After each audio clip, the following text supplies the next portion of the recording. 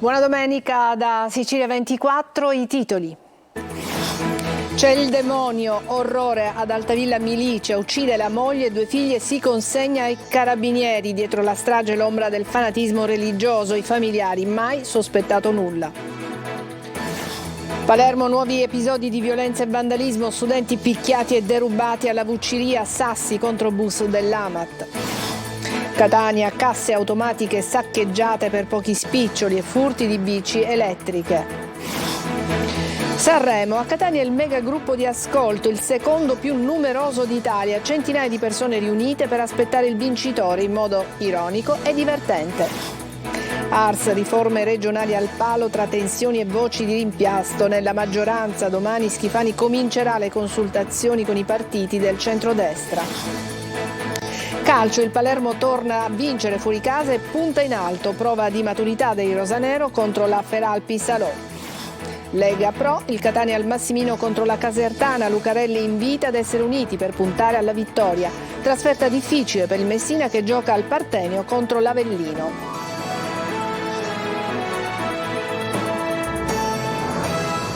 Bentrovati, orrore ad Altavilla Milicia, centro a 15 chilometri da Palermo. Un uomo di 54 anni ha ucciso la moglie e 2 figlie e si è consegnato ai carabinieri. Dietro al triplice omicidio c'è l'ombra del fanatismo religioso. Marco Gullà. Ha ucciso la moglie, i suoi 2 figli di 16 e 5 anni e poi si è consegnato ai carabinieri. Un delitto efferato, una tragedia che scuote Altavilla Milicia nel palermitano. A compiere la strage un muratore di 54 anni, Giovanni Barreca, un fanatico religioso, evangelista. Mia moglie e i miei figli erano posseduti da Satana. Lo avrebbe ripetuto più volte ai carabinieri che lo hanno ascoltato per ore dopo l'allarme dato dallo stesso uomo presso la caserma dell'Arma. Sembra che l'uomo negli ultimi tempi parlasse spesso di presenze demoniache e che accusasse la moglie e i figli di essere appunto posseduti da Satana. Si è salvata invece la figlia 17enne, a soccorrerla sono stati i sanitari del 118, secondo i primi riscontri basati sul racconto della ragazza sopravvissuta alla strage della sua famiglia. Barreca durante la notte si sarebbe svegliato farneticando di avere percepito presenze demoniache in casa. Lei, unica superstite, si è alzata dal letto intonita e ha visto i corpi dei fratelli.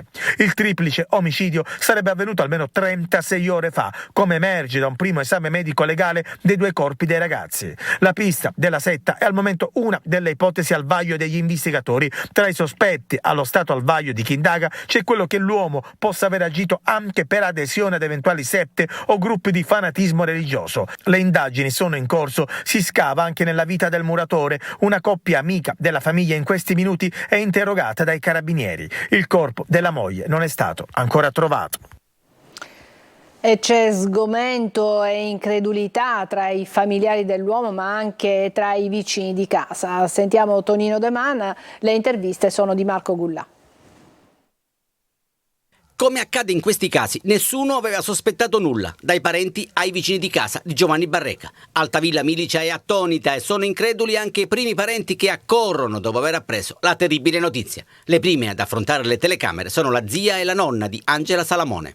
Lavorava molto, però la moglie era incontentabile, però adesso non so di preciso.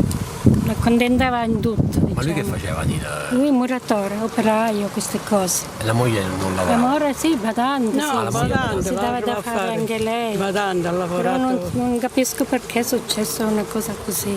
Lui era stato sempre molto religioso oppure nell'ultimo periodo? Sì, no, tanti anni che sono religioso, da quando sta con mia nipote, più di 20 anni credo, una cosa così. Cioè cristiani cattolici, ecco, non avevano altre religioni? No, è la religione evangelica. Ah, evangelica. Ci teneva molto questa cosa. Alla spicciolata incontriamo alcuni vicini. Le conoscevo così, di vista. Si aspettava, insomma, c'erano delle liti, ha sentito mai qualcosa? C'erano delle liti, dei litigi? No, di questo niente ne so, li riconoscevo di vista così. Che persone erano? Per me è una persona brava, poi. Lei abita qui vicino? Cosa? Lei abita qui vicino? Ad Altavilla abito. Ma li vedevo ogni giorno? No. Li vedevo conoscente, per carità. Non li conoscevate? No, c'è rapporti di buongiorno e buonasera, ma niente di che. Ma che facevano loro? Lui faceva il muratore. Poi questo è quello che sappiamo, nel senso che non avevamo rapporti con loro. Altri in queste ore sono ascoltati dalle forze dell'ordine per ricostruire il brutale fatto di sangue che ha quasi azzerato la famiglia Barreca. E a Palermo si indaga per risalire ai ragazzi che hanno aggredito 2 studenti belgi in Erasmus 2 notti fa nei pressi di Ballarò, alla Ucciria comunque. Intanto altri episodi di violenza e di vandalismo si susseguono in città. Ultimo a farne le spese un mezzo Amat preso a sassate durante il tragitto Maglio-Viola.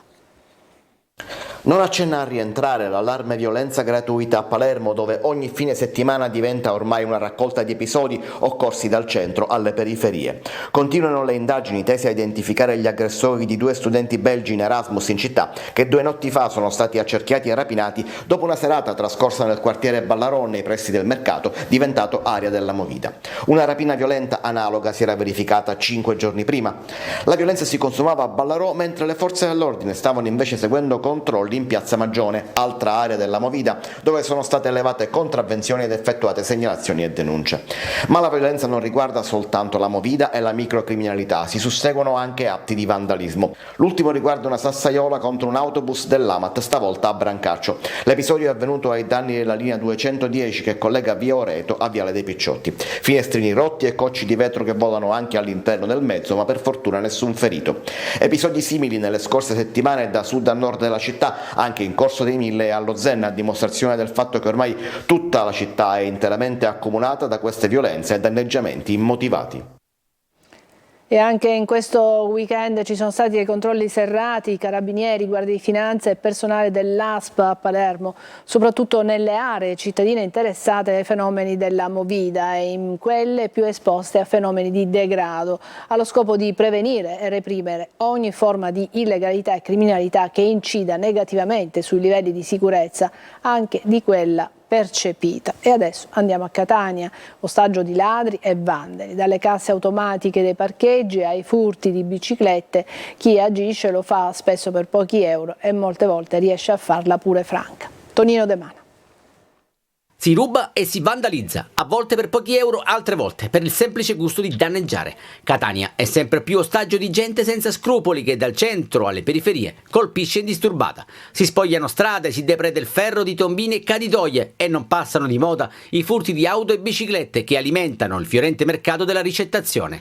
Annesima, ignoti sono entrati in azione nella sala d'attesa del parcheggio scambiatore ed incuranti della presenza di 3 telecamere interne, bisognerà capire se funzionanti, hanno arraffato pochi spiccioli, mettendo KO una delle casse automatiche. Simili scene sono state segnalate in centro, dove sono state prese di mira le macchinette di sostare. Dalla mobilità sostenibile agli insostenibili furti di biciclette, una vera piaga sociale nelle città metropolitane, dove la depenalizzazione di alcuni reati sta portando ad un incremento dei fenomeni. E si susseguono le denunce dell'associazione Salvaciclisti, che sollecita l'intervento delle istituzioni. Il nostro appello è quello che facciamo al Presidente del Tribunale di Catania, di aiutarci a iniziare a fare delle indagini serie e per incominciare a fermare questa cosa che sta continuamente accadendo. Ci sono tantissimi ciclisti che non vanno solo in bicicletta perché si spostano per una mobilità sostenibile. Noi abbiamo dei lavoratori che sono veramente in condizione già precaria. Ladri di biciclette che a volte danneggiano chi il mezzo a 2 ruote lo utilizza non per hobby ma per lavoro, come i rider. E sappiamo che i rider vengono continuamente rubati dei loro mezzi per lavorare, di cui sono impossibilitati spesso dalla loro condizione economica nel ricomprarsele. E sui social aumentano le adesioni al gruppo Bici Rubate a Catania, segnalazioni e avvistamenti che purtroppo crescono di ora in ora, così come i furti. L'amministratore delegato di Caronte Tourist, Vincenzo Franza, è intervenuto al punto parlando del ponte sullo Stretto e dell'impatto dell'opera anche sul business dei traghetti. Ha spiegato le ragioni per cui è favorevole alla mega struttura. Sentiamo Francesco Triolo. Giovedì prossimo il Consiglio di amministrazione della Stretto di Messina ha all'ordine del giorno la relazione di aggiornamento del progetto definitivo del ponte sullo Stretto. Dopo la sua approvazione partirà la fase esecutiva della mega opera. È il momento cruciale, quello in cui si potrà iniziare a pensare che stavolta il ponte si farà davvero, perché se tutto andrà secondo i programmi, a fine marzo il progetto definitivo verrà approvato e si passerà all'esecutivo, ai vari contratti, e in estate dovrebbero partire i cantieri. E di ponte sullo Stretto si è parlato ieri sera durante la trasmissione Il Punto, condotta da Luca Ciliberti, ospite l'amministratore delegato di Caronte Tourist Vincenzo Franza, che ha spiegato il sì della società di navigazione alla realizzazione del ponte sullo Stretto. Dovunque sono stati realizzati i ponti, i traghetti continuano. In qualunque modello di funzionamento di questo ponte una parte del traffico rimarrà sul traghetto e noi addirittura confidiamo che l'incremento dei traffici complessivi con la Sicilia possa attenuare quello che è il naturale travaso di merci sulla infrastruttura stabile. Poi non dimentichiamo che durante tutta la costruzione di questo ponte, che durerà 8-10 anni, quanto minimo, è necessario avere i traghetti per costruirlo, quindi saranno 10 anni di sinergia, 10 anni di collaborazione per minimizzare l'impatto sul territorio dello spostamento dei materiali, la logistica, i rifiuti, lo sterro e qualunque cosa, e da armatori sarà, sicuramente un'era d'oro. Il ponte, inoltre, ha sottolineato Franz, non sarà solo quell'infrastruttura che farà passare le auto senza prendere il traghetto. I treni normalmente stanno 6-7 ore, i treni merci che sono importanti, i treni commerciali non meno di 2 ore e mezzo, ma in 2 ore e mezzo un treno percorre 400 km, quindi un ponte che consenta di passare senza interruzione di continuità è come spostare la Sicilia e metterla su Salerno, ecco, come impatto per il trasporto. Da quando ci sarà il ponte le merci siciliane potranno utilizzare un sistema più economico per andare al nord, in Europa, sarà più collegata. La Sicilia potrà diventare hub di tutti quei traffici che dal Mar Rosso passano e oggi magari vanno da qualche altra parte, e quindi attrarre traffici e merci che, collegate via treno, potranno essere portate in Europa. La musica è stata la grande protagonista della settimana in Italia, 74% di ascolti per l'ultima serata del Festival di Sanremo, e la Sicilia ha giocato un ruolo importante. A Catania c'è stato il secondo più grande gruppo d'ascolto del paese, centinaia di persone si sono riunite per aspettare il vincitore in modo ironico e divertente. Eva Spampinato. Vince la 74esima edizione del Festival. Un applauso corale in collegamento diretto da Catania a Sanremo. Oltre 600 persone tutte riunite qui in un noto locale catanese per il secondo gruppo d'ascolto più grande d'Italia, che ha salutato così la vincitrice della 74esima edizione del Festival, Angelina Mango. È lei che riporta la palma d'oro del festival in mano ad una donna dopo 10 anni, l'ultima fu Arisa nel 2014, commenta così la vittoria sui suoi social, con un semplice grazie, un cuore bianco e un peperoncino portafortuna, con lo sbigottimento ancora negli occhi. Prendi. E proprio i social, mai come quest'anno, l'hanno fatta da padrone, tra voti pilotati, commenti sarcastici, meme, come quello dedicato al figlio di Amadeus che ricorda il piccolo Simba del film Il Re Leone, Un giorno tutto questo sarà tuo, e un filo diretto con i follower che potevano seguire anche quello che accadeva nel backstage, proprio mentre il festival era in onda. Sanremo 2024 chiude con ascolti record, 74,1% di share, è la finale più vista dal 1995 con Pippo Baudo, il picco con Fiorello e Roberto Bolle. Il rapper Geolier, vincitore assoluto del pubblico e degli stream, incassa il 60% delle preferenze popolari, ma non basta per vincere. Dopo gli ingiusti fischi ricevuti, non vede l'ora di tornare a casa, come dice lui stesso. È stato tutto cose belle. Abbiamo ballato un sacco di cose. Terza classificata Annalisa, che con il suo Sinceramente è già il tormentone ufficiale del festival, insieme con Un ragazzo, una ragazza dei The Colors. Sinceramente quando piango anche se a volte. Ma ormai il festival più dance di sempre, trova un altro vincitore morale, i Ricchi e Poveri, con l'elettropop di Ma non tutta la vita fanno scattare l'effetto nostalgia tra Balera e Raffaella Carrà, perfetti per le serate all'insegna dell'happy music. Il gruppo d'ascolto catanese ne dà dimostrazione sul palco dell'Ariston Etneo, una coppia infiocchettata proprio come loro. Breve pausa, ci vediamo tra poco.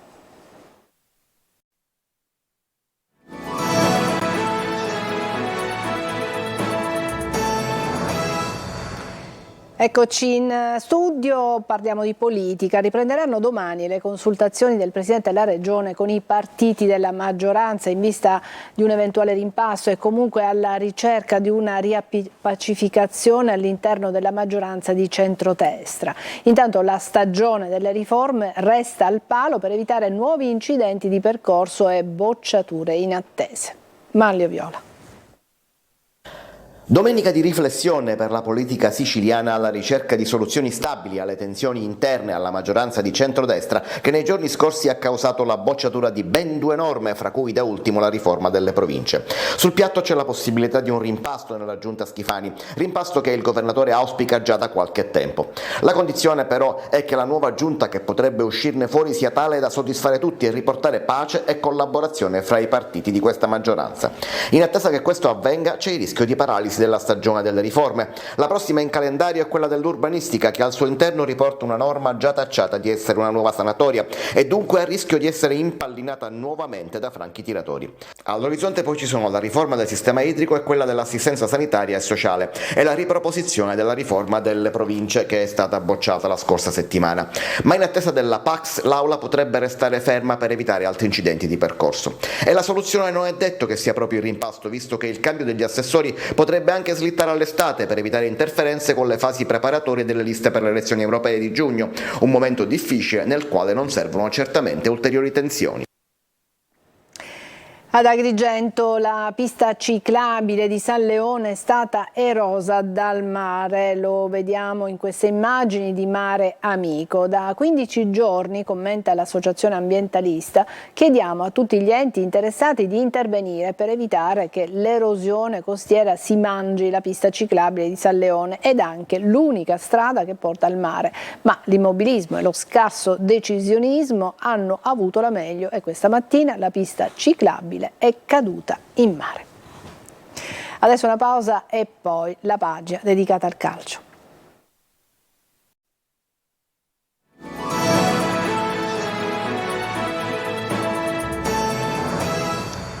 Eccoci al calcio, il Palermo ha vinto e adesso punta sempre più in alto contro la Feralpi Salò. C'è stata una grande prova di maturità dei rosanero. Marco Gullà. Un primo tempo sottotono, una ripresa da urlo. Il Palermo vince a Piacenza contro la Feralpi Salò per 2-1, vince e dà un segnale forte al campionato. Per la promozione diretta ci sono anche i rosanero che hanno solo 3 punti di ritardo dal Como secondo, che tra l'altro affronteranno sabato al Barbera. Un primo tempo in cui il Palermo ha rischiato di subire lo svantaggio un paio di volte, poi nel secondo tempo è cambiato tutto. È salito in cattedra Ranocchia che ha segnato il primo gol e successivamente è arrivato anche il sigillo di Soleri. Nel finale il gol della Feralpi, ma è il Palermo ad alzare le braccia al cielo, 3 punti d'oro. Le squadre avversarie ci sono, sanno fare le loro cose, difendevano bene, forti, molto compatti, con tanti giocatori, non era difficile trovare la situazione giusta, nonostante ci abbiamo provato e 2 o 3 volte secondo me siamo andati anche vicini a fare gol.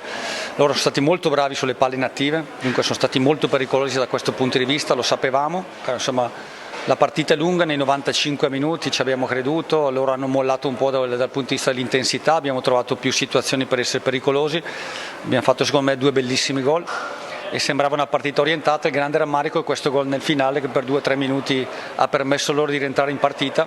Un buon viatico in vista della doppia sfida che ora attende Rosanero, il Como in casa e proprio la Cremonese in trasferta. Sarà una prova di maturità importante per una squadra che comunque contro le grandi poche volte ha fallito.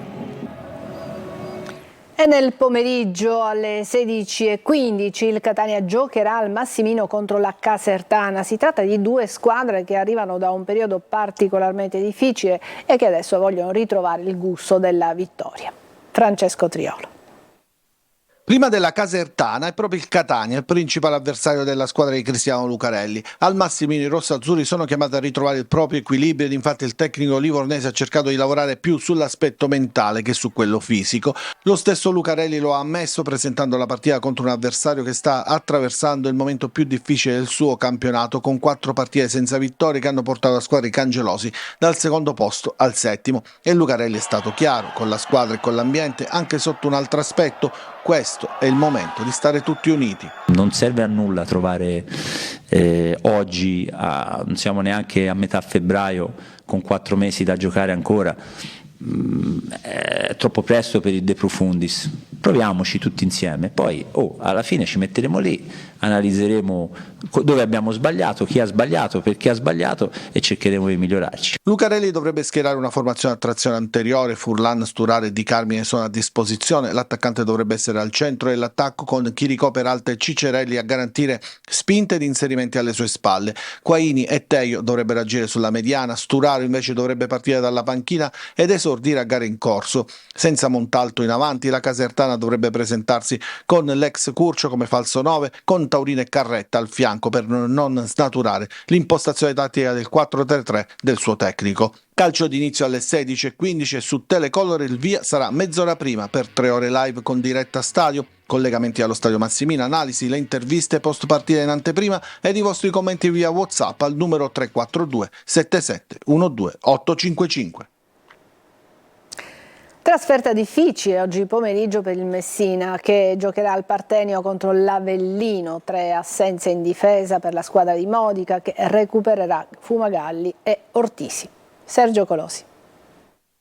All'emergenza in difesa si contrappone l'abbondanza tra centrocampo e attacco. Tra dubbi e pensieri è stata una lunga vigilia giallorossa nella stanza d'albergo del tecnico Giacomo Modica. Il punto di partenza per la gara di oggi contro l'Avellino, con fischio d'inizio alle 16:15, è il confermatissimo 4-2-3-1. Punto di svolta del Messina imbattuto da 4 turni, con 3 vittorie e un pareggio. In porta torna Fumagalli, difesa senza Pacciardi, Polito e Salvo, tanta roba per l'organico allestito dalla società. Giocano Dumbruvano e Manetta centrali, con Lia a destra e Ortisi a rientro a sinistra. In mediana Franco e Frisenna. Firenze è pronto, ma tornerà utile a gare in corso e nell'ottica del turnover, con 3 gare in 8 giorni. La fase offensiva affidata al tridente Rosapio e Mausso Zunno, più avanti Plescia ex della sfida e decisivo all'andata. Per lui e l'Avellino 2 date ad ottobre, con tanto di circoletto rosso. L'attaccante non segna dal 15 ottobre, mentre gli irpini non vincono in casa in campionato dal 25 dello stesso mese, 1-0 all'Audace Cerignola. Numeri, ricordi e trascorsi che oggi possono trovare risposte nella gara del Partenio. Ci fermiamo qui, è tutto per questa edizione di Sicilia 24. Grazie per averci seguito, buona domenica.